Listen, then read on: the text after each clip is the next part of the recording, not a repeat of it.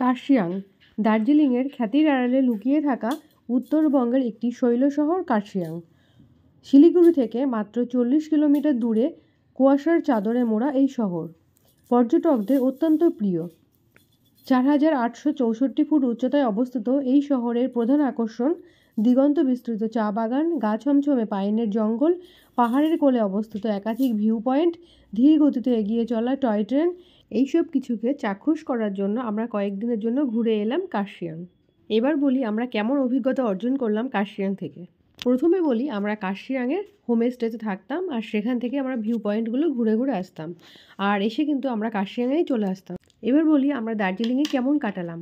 তো দার্জিলিংয়ে এক নতুন অভিজ্ঞতার শিকার হলাম আমরা। প্রথম দুদিন ভালোই চলছিল, কিন্তু ফেরার দিন মানে ফিরবো এরকম দিনে হয়েছিল প্রচণ্ড নিম্নচাপ।